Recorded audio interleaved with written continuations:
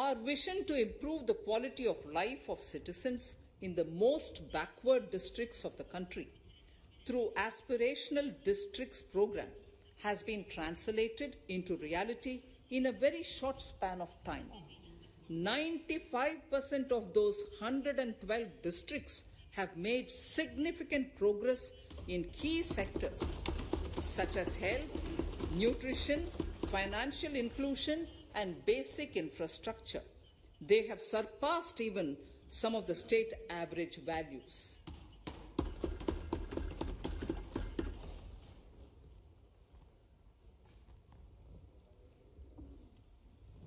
However, in those districts, some blocks continue to lag. In 22-23, the program will focus on such blocks in those districts. Border villages with sparse population, limited connectivity, and infrastructure often get left out from the development gains. Such villages on the northern border will be covered under a new Vibrant Villages program. The activities will include construction of village infrastructure, housing, tourist centers, road connectivity, provisioning of decentralized renewable energy, direct-to-home access for Doordarshan and educational channels, and support for their livelihood generation. Additional funding for these activities will be provided. Existing schemes will be converged. We will define their outcomes and monitor them on a constant basis.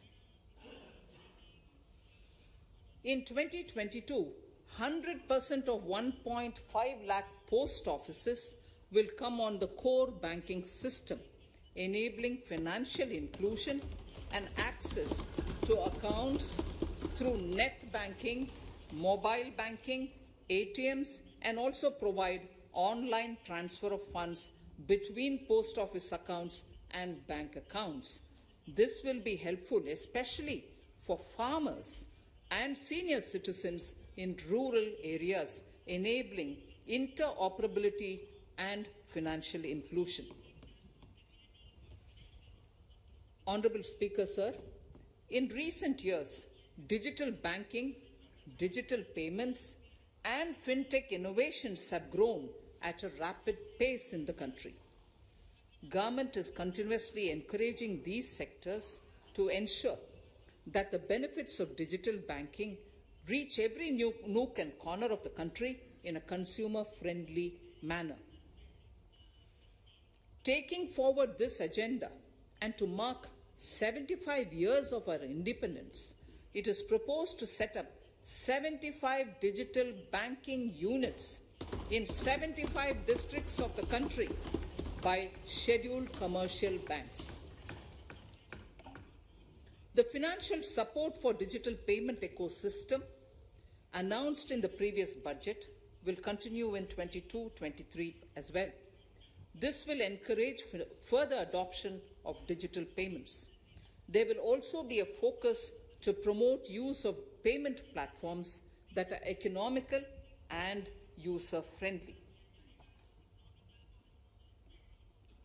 Sir, I move to the next priority. In recent years, over 25,000 compliances were reduced and nearly 1,500 union laws were repealed. This is the result of our government's strong commitment for minimum government and maximum governance. 1,486 union laws were repealed. Our trust in the public and ease of doing business is what is highlighted here, sir.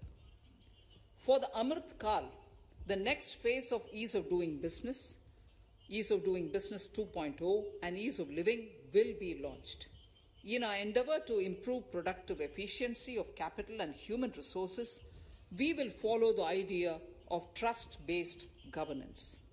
The new phase will be guided by an active involvement of the states, digitization of manual processes and interventions, integration of the central and state level systems, through IT bridges, a single point access for all citizen-centric services, and standardization and removal of overlapping compliances, crowdsourcing of suggestions, and ground-level assessment of the impact with active involvement of citizens and businesses will be encouraged. A single window portal, Parivesh, for all green clearances was launched in 2018. It has been instrumental in reducing the time required for approvals significantly. The scope of this portal will be expanded to provide information to the applicants based on location of units. Information about specific approvals will be provided. It will enable application for all 4 approvals through a single form and tracking of the process through Centralized Processing Center Green, CPC Green.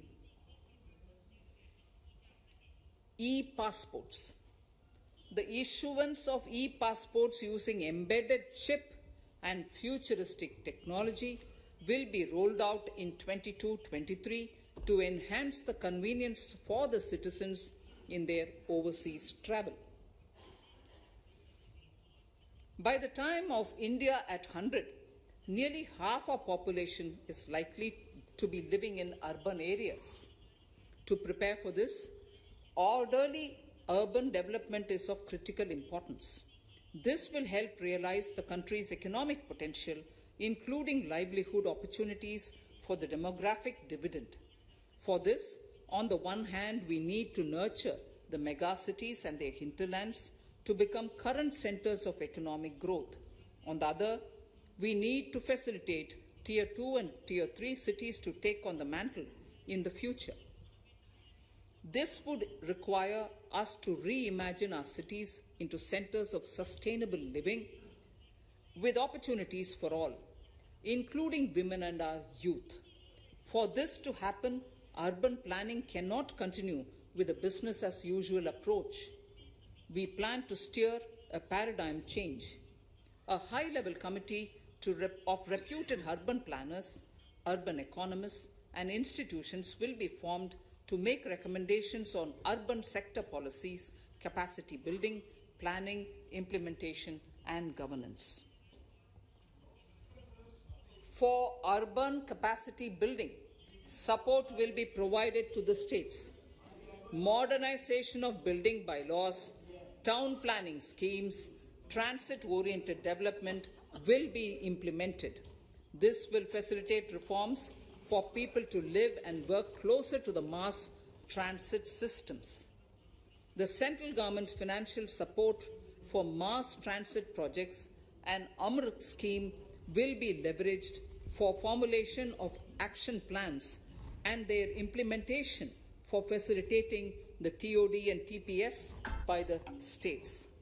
For developing India-specific knowledge in urban planning and design, and to deliver certified training in these areas, up to 5 existing academic institutions in different regions will be designated as centers of excellence. These centers will be provided endowment fund of 250 crore each. In addition, the AICTE will take the lead to improve syllabi, quality and access of urban planning courses in other institutions. We will promote a shift to use of public transport in urban areas. This will be complemented by clean tech and governance solutions, special mobility zones with zero fossil fuel policy and EV vehicles. Battery swapping policy. Considering the constraint of space in urban areas, for setting up charging stations at scale, a battery swapping policy will be brought out and interoperability standards will be formulated.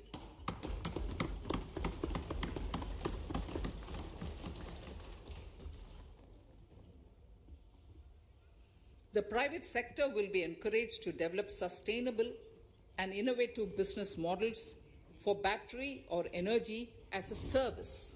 This will improve efficiency in the EV ecosystem. Efficient use of land resources is a strong imperative.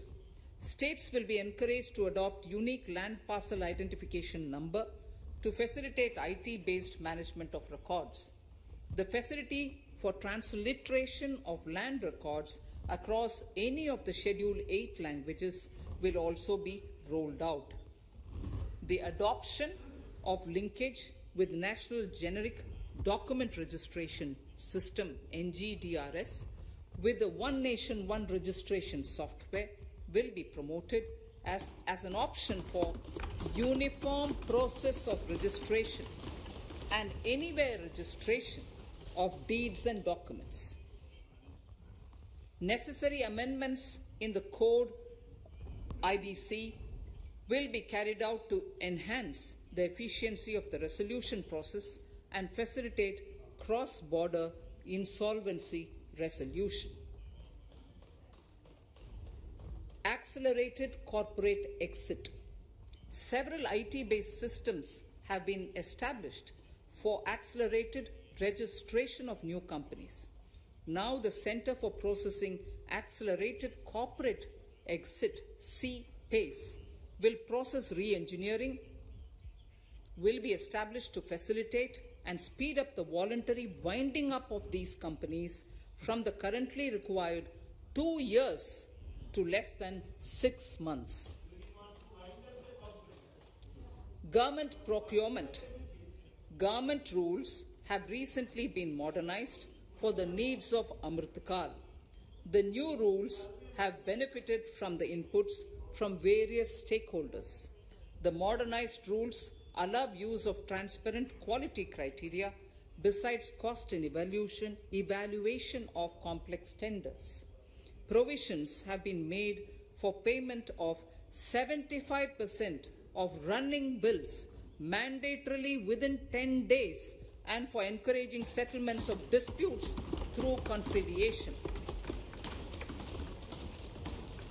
As a further step to enhance transparency and to reduce delays in payments, a completely paperless, end-to-end online e-bill system will be launched for use by all central ministries for their procurements. The system will enable the suppliers and contractors to submit online their digitally signed bills and claims and track their status from anywhere. To reduce indirect cost for suppliers and work contractors, the use of surety bonds as a substitute for bank guarantee will be made acceptable in government procurements. Business such as gold imports may also find this useful. IRDAI, insurance regulator, has given the framework for issue of surety bonds by insurance companies. AVGC Promotion Task Force. The animation, visual effects, gaming, and comic, the AVGC sector, offers immense potential to employ youth. An AVGC Promotion Task Force with all stakeholders will be set up to recommend ways to realize this and build domestic capacity for serving our markets and the global demand. Telecom sector.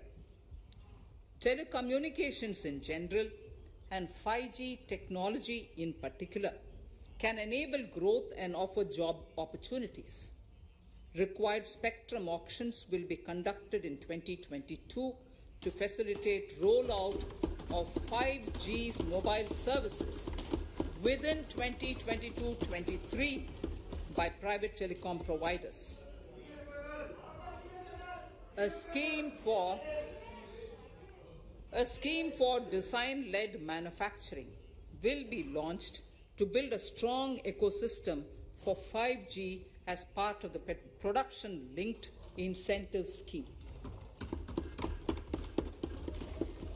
To enable affordable broadband and mobile service proliferation in rural and remote areas, 5% of annual collections under the Universal Service Obligation Fund will be allocated.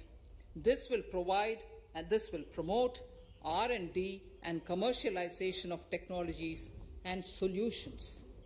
Our vision is that all villages and their residents should have the same access to e-services, communication facilities, and digital resources as urban areas and their residents. The contracts for laying optical fiber in all villages, including remote areas, will be awarded under the BharatNet project through PPP in 22 and 23. Completion is expected in 2025. Measures will be taken to enable better and more efficient use of the optical fiber. Export promotion.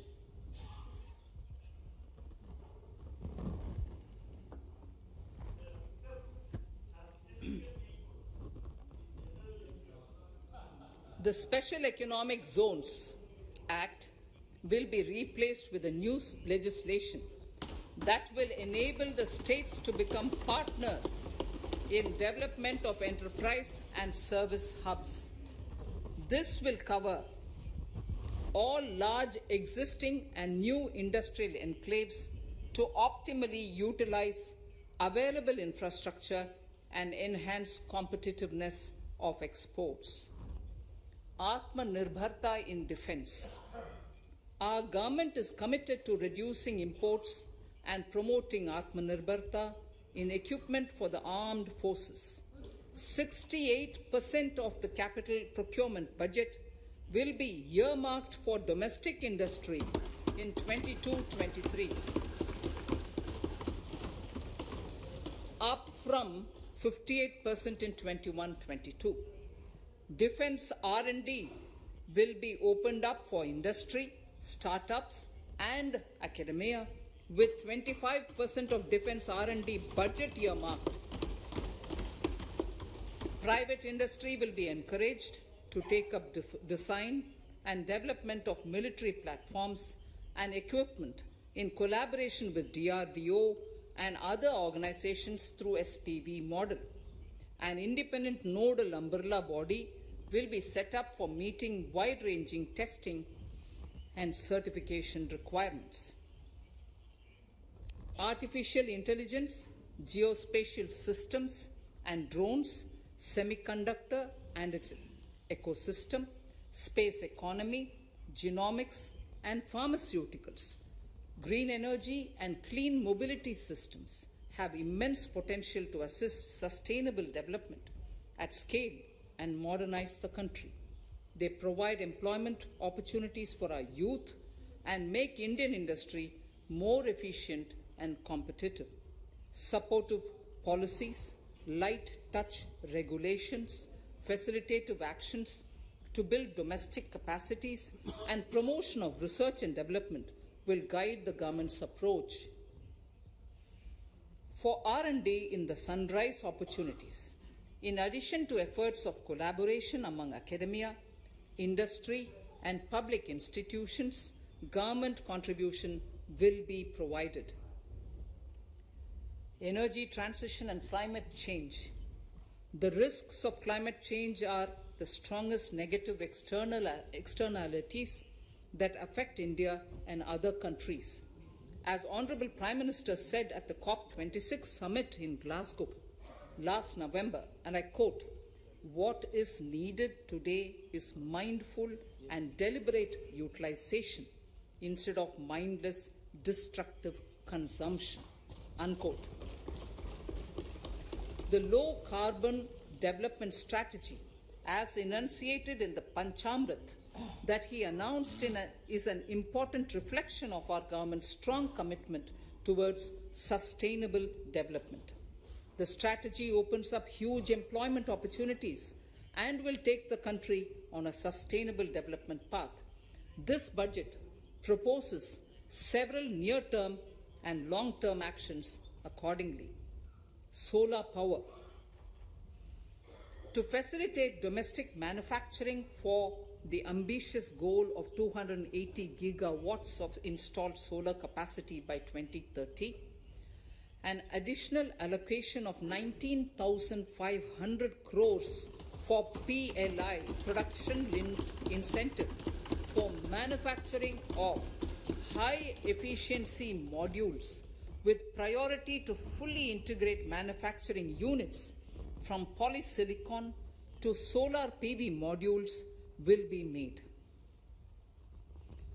Honorable Speaker, sir, the circular economy transition is expected to help in productivity enhancement as well as creating large opportunities for new businesses and jobs. The action plans for 10 sectors such as electronic waste, end-of-life vehicles, used oil waste, toxic and hazardous industrial waste are already ready.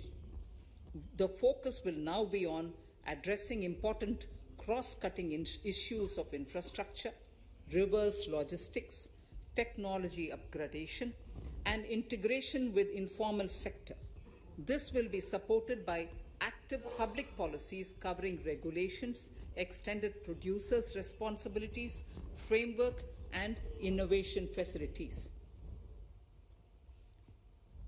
5 to 7% biomass pellets will be co-fired in thermal power plants, resulting in carbon dioxide savings of 38 MMT annually.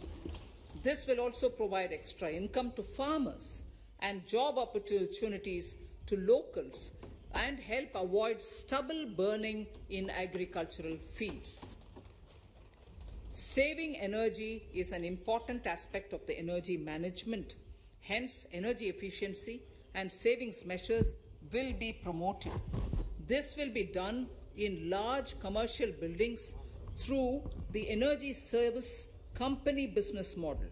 It will facilitate capacity building and awareness for energy audits, performance contracts, and common measurement of and verification protocol. 4 pilot projects for coal gasification and conversion of coal into chemicals required for the industry will be set up to evolve technical and financial viability. The policies and required legislative changes to promote agroforestry and private forestry will be brought in. In addition, financial support will be provided to farmers belonging to scheduled castes and scheduled tribes who want to take up agroforestry. Honorable Speaker, I now move to the 4th priority, financing of investments. Capital investment holds the key to speedy and sustainable economic revival and consolidation through its multiplier effect. Capital investment also helps in creating employment opportunities, induced enhanced demand for manufactured input from large industries and MSMEs, services from professionals, and help farmers through better agri-infrastructure. The economy has shown strong resilience to come out of the effects of the pandemic with high growth. However, we need to sustain that level to make up for the setback of 2020-2021. As outlined in para 5 earlier, the virtuous cycle of investment requires public investment to crowd in private investment.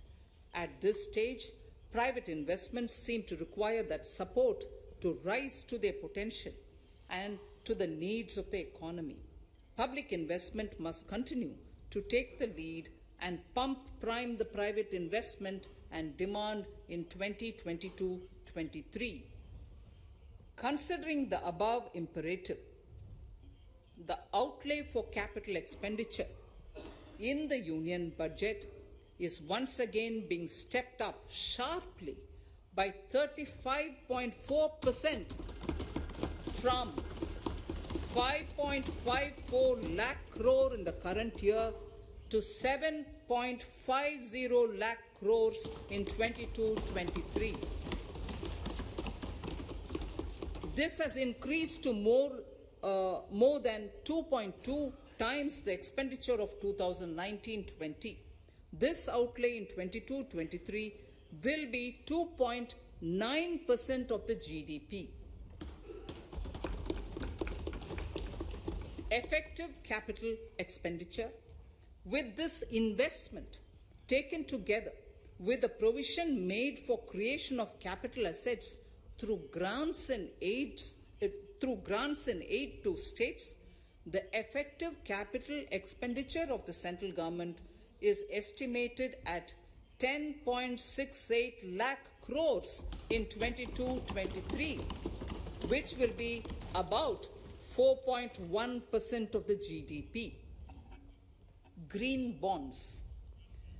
As a part of the government's overall market borrowings in 22-23, sovereign green bonds will be issued for mobilizing resources for green infrastructure. The proceeds will be deployed in public sector projects which help in reducing the carbon intensity of the economy. Gift IFSC.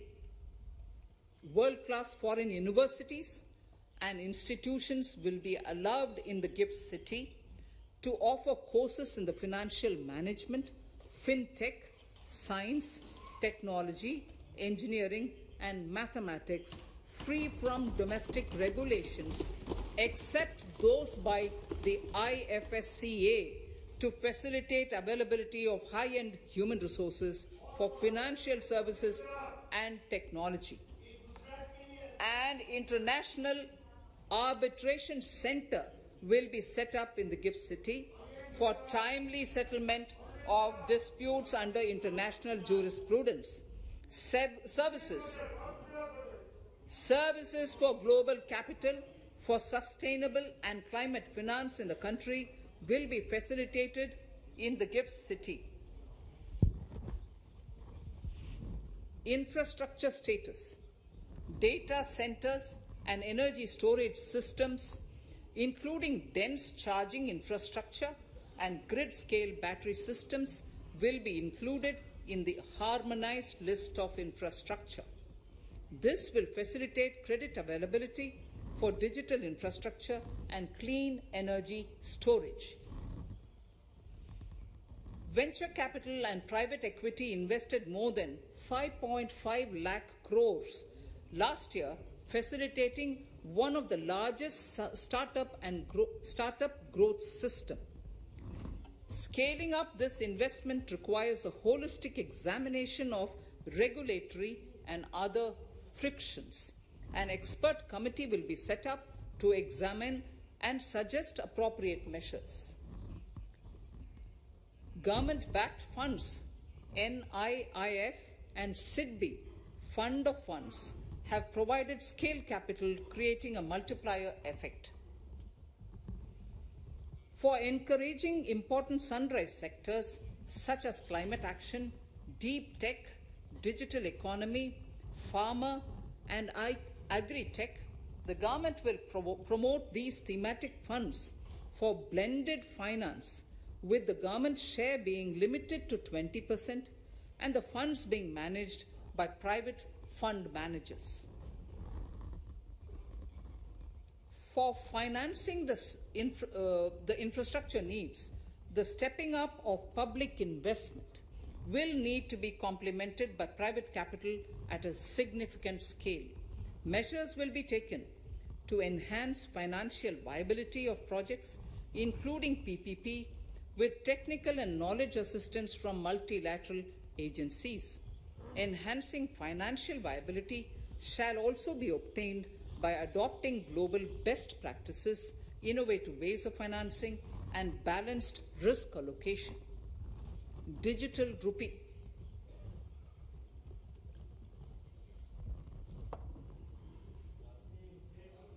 Introduction of a central bank digital currency will give a big boost to digital economy. Digital currency will also lead to a more efficient and cheaper currency management system. It is therefore proposed to introduce digital rupee using blockchain and other technologies to be issued by the Reserve Bank of India starting 2022 and 23. Financial assistance to states for capital investment.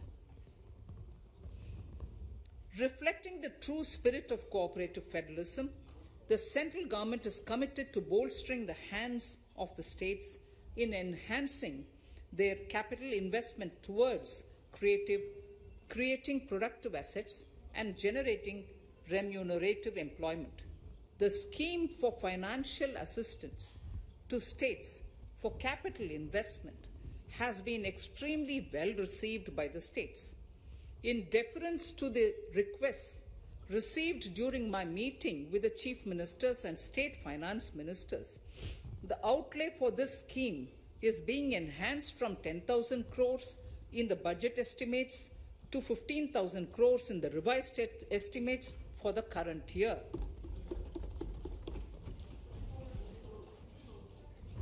For 22-23,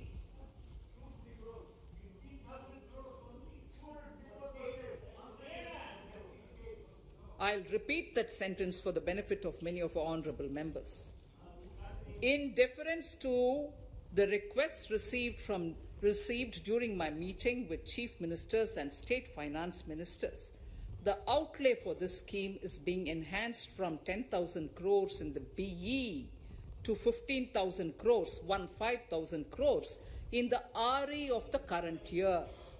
For 22-23, the allocation is 1 lakh crores to assist the states in catalyzing the overall investments in the economy. These 50-year interest-free loans are over and above the normal borrowings allowed to the states,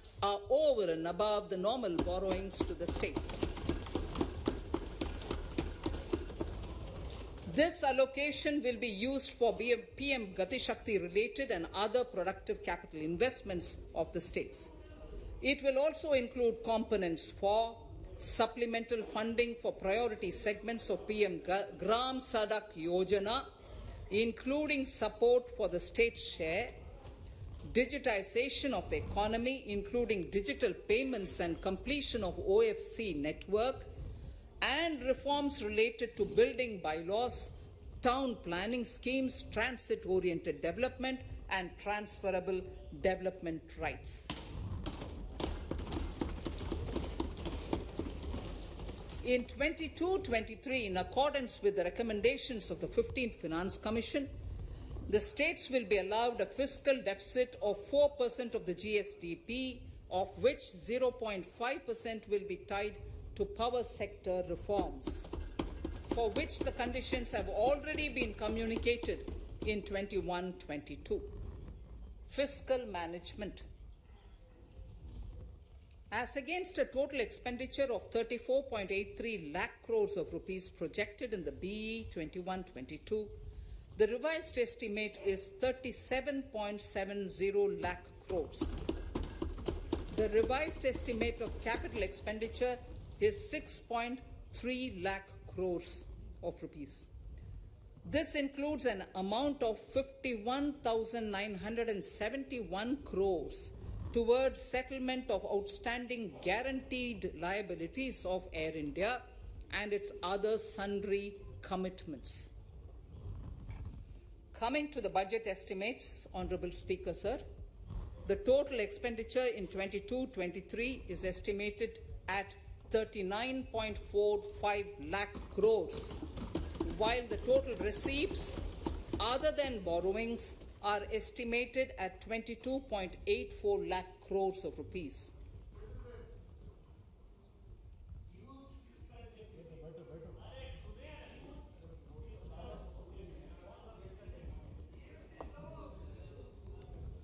The revised fiscal deficit, Honorable Speaker, in the current year is estimated at 6.9% of the GDP, as against 6.8% projected in the budget estimates. The fiscal deficit is in 22-23 is estimated at 6.4% of the GDP, which is consistent with the broad path of the fiscal consolidation announced by me last year to reach a fiscal deficit level below 4.5% by 25-26. While setting the fiscal deficit level in 22-23, I am conscious of the need to nurture growth through public investment to become stronger and sustainable. I will now move to part B of my speech.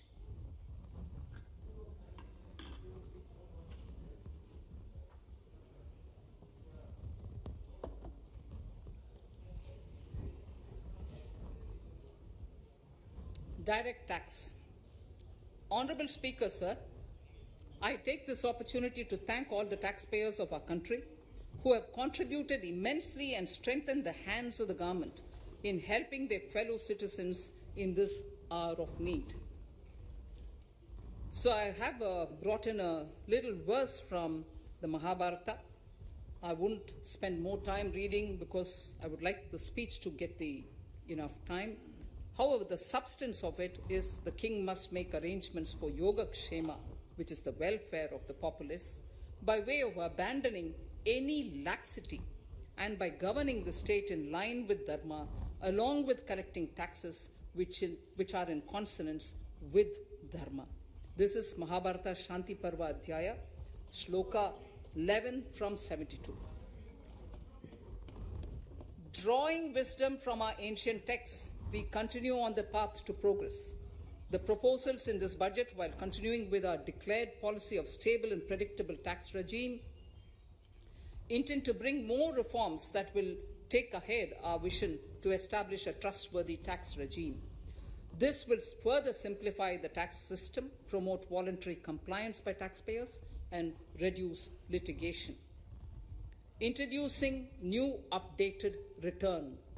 India is growing at an accelerated pace and people are undertaking multiple financial transactions.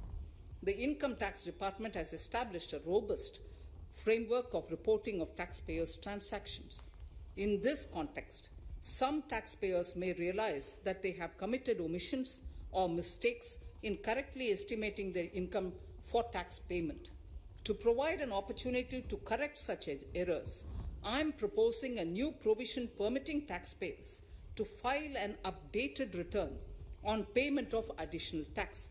This updated return can be filed within 2 years from the end of the relevant assessment year.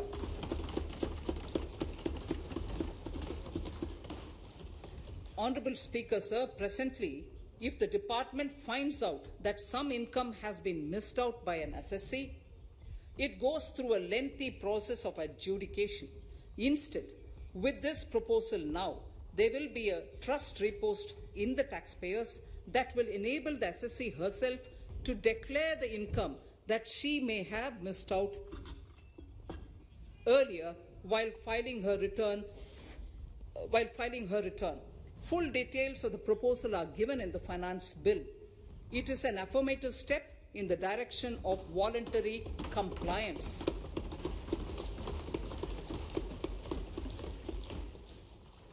Reduced alternative minimum tax rate and surcharge for co-operatives. Currently, cooperative societies are required to pay alternate minimum tax at the rate of 18 and 1.5%. However, companies pay the same rate, the same, which is the alternate minimum tax, at the rate of 15%. To provide a level playing field between cooperative societies and companies, I propose to reduce this rate for the cooperative societies also to 15%. Honorable Speaker, sir, I also propose to reduce the surcharge on cooperative societies from the present 12% to 7% for those having total income of more than 1 crore and up to 10 crores. This would help in enhancing income of cooperative societies and its members who are mostly from the rural and from farming communities. Tax relief to persons with disability. The parent or guardian of a differently abled person can take an insurance scheme for such person. The present law provides for deduction to the parent or guardian only if the lump sum payment or annuity is available to the differently abled person on the death of the subscriber, that is the parent or the guardian.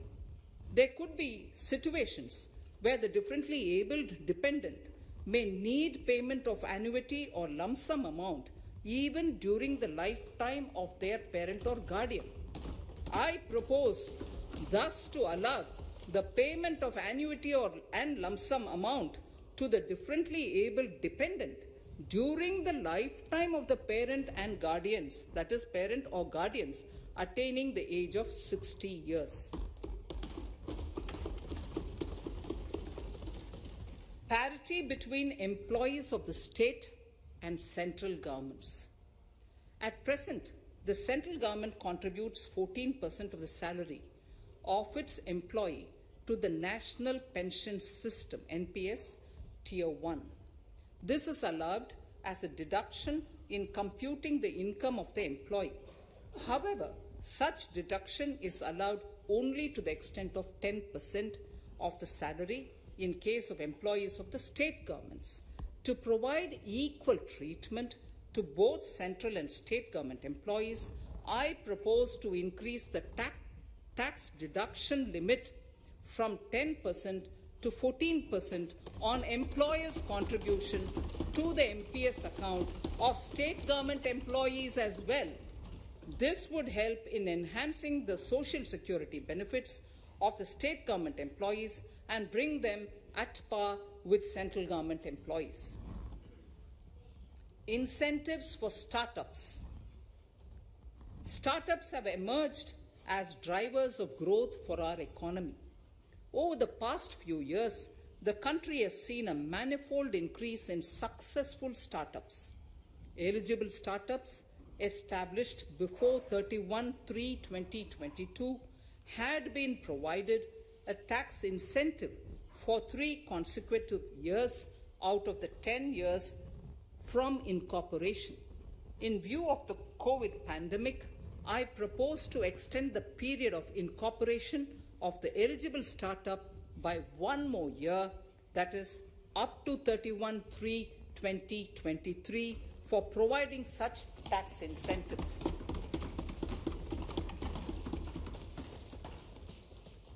Incentives for newly incorporated manufacturing entities under concessional tax regime.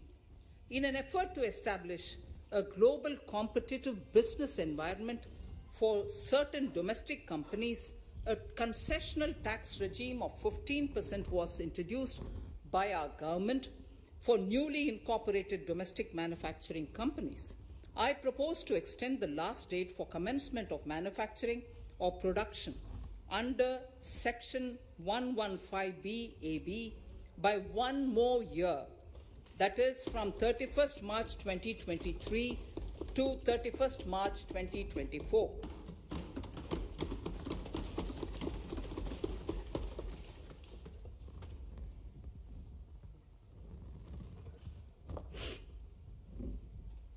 Scheme for taxation of virtual digital assets.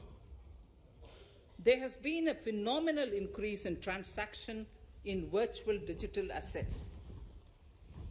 The magnitude and frequency of these transactions have made it imperative to provide for a specific tax regime.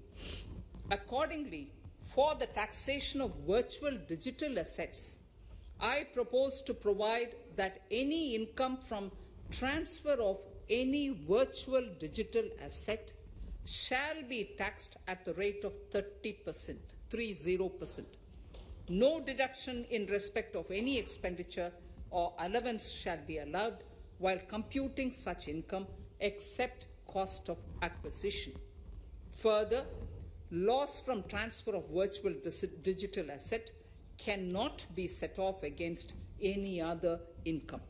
Further, in order to capture the transaction details, I also propose to provide for TDS on payment made in relation to transfer of virtual digital asset at the rate of 1% of such consideration above a monetary threshold. Gift of virtual digital asset is also proposed to be taxed in the hands of the recipient.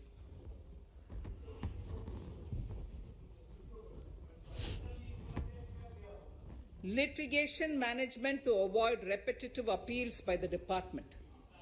It has been observed that a lot of time and resources are consumed in filing of appeals which involve identical issues. Taking forward our policy of sound litigation management, I propose to provide that if a question of law in the case of an assessee is identical to a question of law which is pending in the appeal before a jurisdictional high court or Supreme Court, in any case, the filing of further appeal in the case of this assessee by the department shall be deferred till such a question of law is decided by the jurisdictional high court or the Supreme Court. This will greatly help in reducing the repeated litigation between taxpayer and the department. Taking forward our efforts to further promote the IFSC, I hereby propose to provide that income of a non-resident from offshore derivative instruments or over-the-counter derivatives issued by an offshore banking unit, income from royalty and interest on account of lease of ship, and income received from portfolio management services in IFSC shall be exempt from tax subject to specified conditions. Rationalization of surcharge. In the globalized business world, there are several work contracts whose terms and conditions mandatorily require formation of a consortium. The members in the consortium are generally companies. In such cases, the income of these AOPs has to suffer a graded surcharge up to 37%, which is a lot more than surcharge on the individual companies. Accordingly, I propose to cap the surcharge of these AOPs at 15%, 15%. Further, the long-term capital gains on listed equity shares, units, etc., are liable to maximum surcharge of 15%, while other long-term capital gains are subjected to a graded surcharge which goes up to 37%. I propose to cap the surcharge on long-term capital gains arising on transfer of any type of assets at 15%. This step will give a boost to startup community, and along with my proposal on the extended tax benefits to manufacturing companies and startups, reaffirms our commitment to Atmanirbhar Bharat. Clarification in relation to health and education cess as business expenditure. The income tax is not an allowable expenditure for computation of business income. This includes tax as well as surcharges. The health and education cess is imposed as an additional surcharge on the taxpayer for funding specific government welfare programs. However, some courts have allowed health and education cess as business expenditure, which is against the legislative intent. To reiterate the legislative intent, I propose to clarify that any surcharge or cess on income and profits is not allowable as business expenditure. Deterrence against tax evasion. Honorable Speaker, sir, presently there is ambiguity regarding set-off of brought forward loss against undisclosed income detected in search operations. It has been observed that in many cases where undisclosed income or suppression of sales, etc., is detected, payment of tax is avoided by setting off of losses. In order to bring certainty and to increase deterrence among tax evaders, I propose to provide that no set-off of any loss shall be allowed against undisclosed income detected during search and survey operations.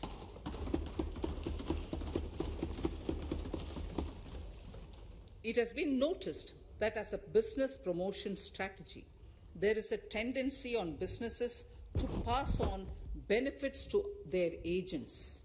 Such benefits are taxable in the hands of the agents. In order to track such transactions, I propose to provide for tax deduction by the person giving benefits if the aggregate value of such benefits exceeds 20,000 rupees during the financial year. A few other changes are being made, the details of which are there in the finance bill. Indirect taxes. So remarkable progress in GST. GST has been a landmark reform of independent India, showcasing the spirit of cooperative federalism. While aspirations were high, there were huge challenges too. These challenges were overcome deftly and painstakingly under the guidance and the oversight of the GST Council. We can now take pride in a fully IT-driven and progressive GST regime that has fulfilled the cherished dream of India as one market, one tax. There are still some challenges remaining, and we aspire to meet them in the coming year. The right balance between facilitation and enforcement has engendered significantly better compliance, and enforcement has engendered better compliance. GST revenues are buoyant despite the pandemic. I would bring in something which I've got to know this morning, not part of my speech, but worth putting in here for the knowledge of the Honourable House. I would like to bring to the notice of this House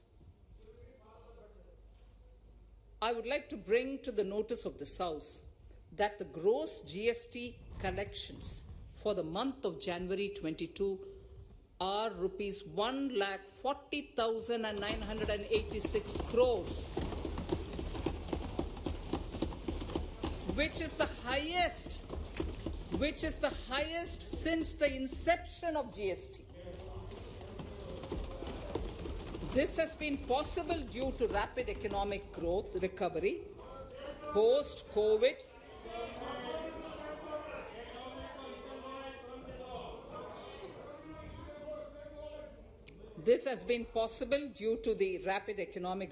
recovery post-COVID, as well as various policy and administration undertaken by central and state tax administrations.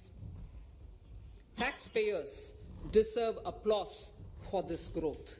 Not only did they adapt to the changes, but enthusiastically contributed to the cost of paying taxes. Special economic zones. In Part A of my speech, I have referred to the proposed reforms in SEZs. Alongside, we will also undertake reforms in customs administration of SEZs, and it shall henceforth be fully IT-driven and function on the Customs National Portal with a focus on higher facilitation and with only risk-based checks. This will ease doing business by SEZ units considerably. This reform shall be implemented by 30th September 2022. Customs reforms and duty rate changes. Customs administration has reinvented itself over the years through liberalized procedures and infusion of technology. Faceless customs has been fully established. During COVID-19 pandemic, customs formation have done exceptional frontline work against all odds, displaying agility and purpose. Customs reforms have played a very vital role in domestic capacity creation, providing level playing field to our MSMEs, easing the raw material supply side constraints, enhancing ease of doing business, and being an enabler to other policy initiatives such as PLI and phased manufacturing plans. My proposal on customs side are aligned to these objectives. Project imports and capital goods. National Capital Goods Policy 2016 aims at doubling the production of capital goods by 2025. This would create an employment opportunities and result in increased economic activity. However, several duty exemptions, even extending to over 3 decades in some cases, have been granted to capital goods for various sectors like power, fertilizer, textiles, leather footwear, food processing, and fertilizers. These exemptions have hindered the growth of the domestic capital goods sector.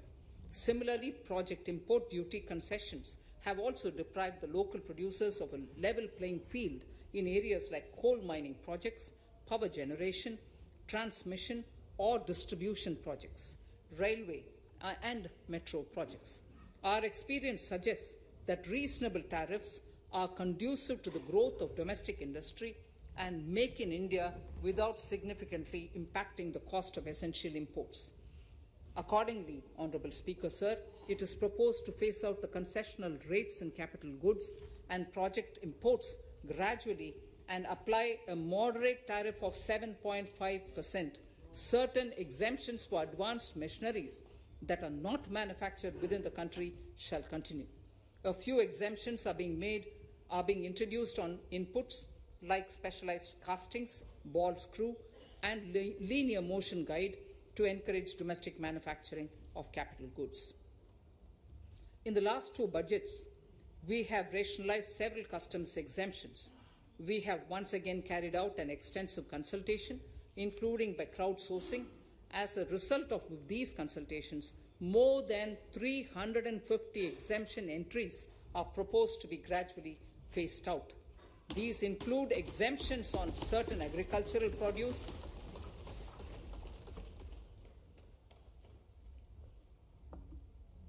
chemicals, fabrics, medical devices and drugs, and medicines for which sufficient domestic capacity exists. Further, as a simplification measure, several concessional rates are being incorporated in the customs tariff schedule itself instead of prescribing them through various notifications. This comprehensive review will simplify the customs rate and tariff structure, particularly for sectors like chemicals, textiles, and metals, and minimize disputes.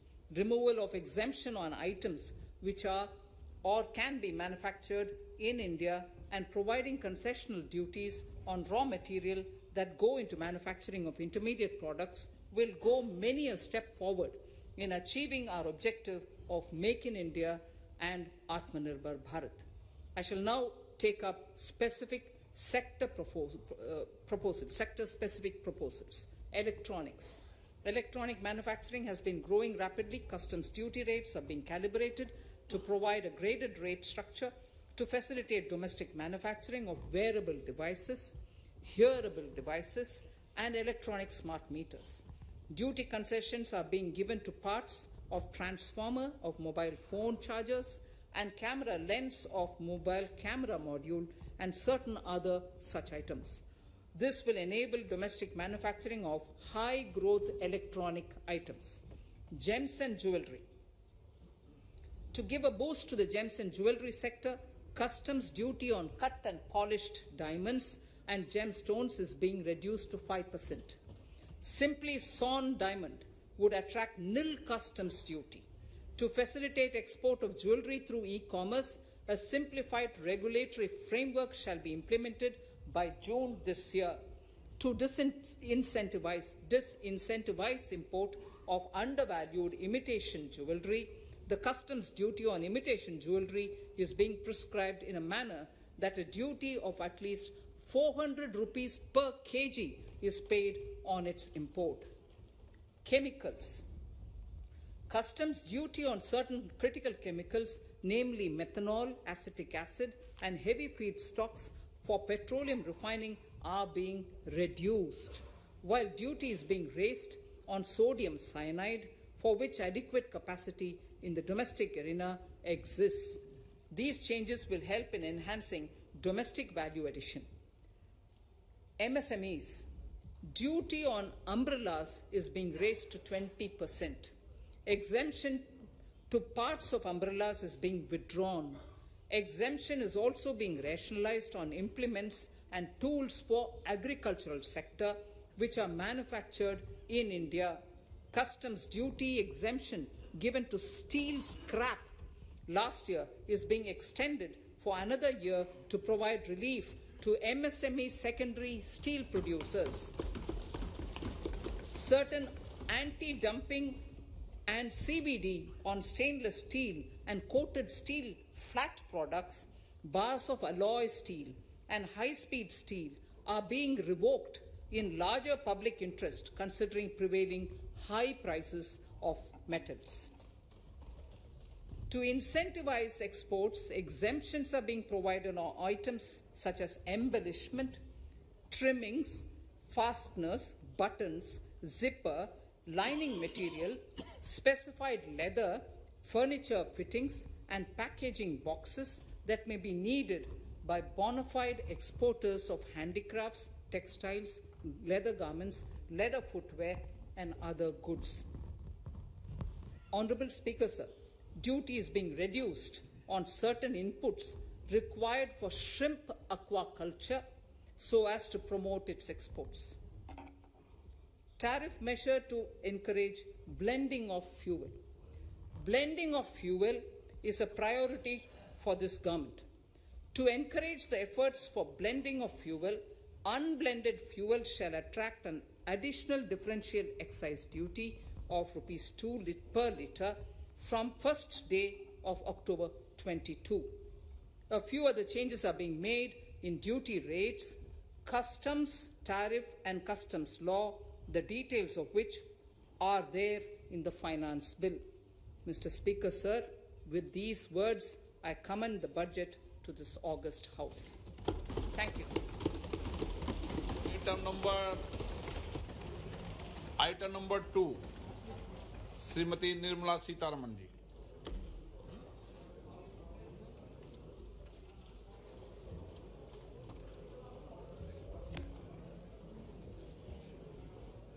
Sir, with your permission, I rise to lay on the table the following statements under Section 3(1) of the Fiscal Responsibility and Budget Management FRBM Act 2003.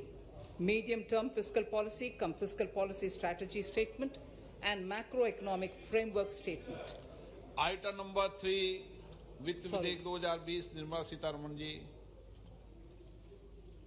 Sir, item number 3, Finance Bill. Sir, with your permission, I rise to move for leave to introduce the Finance Bill 2022. प्रश्न ये कि वित्त विधेयक को पुनर्स्थापित करने की अनुमति प्रदान की जाए। जो सदस्य इसके पक्ष में हाँ कहें, जो सदस्य विरोध में ना कहें, मेरे विचार में निर्णय हाँ वालों के पक्ष में, हाँ वालों के पक्ष में। माननीय मंत्री जी, वित्त विधेयक को पुनर्स्थापित करें। Sir, I introduce the bill. सभा की कार्रवाई कल बुधवार दिनांक 2 फरवरी 2022 को साढ़े 4 बजे तक के लिए स्थगित की जाती है।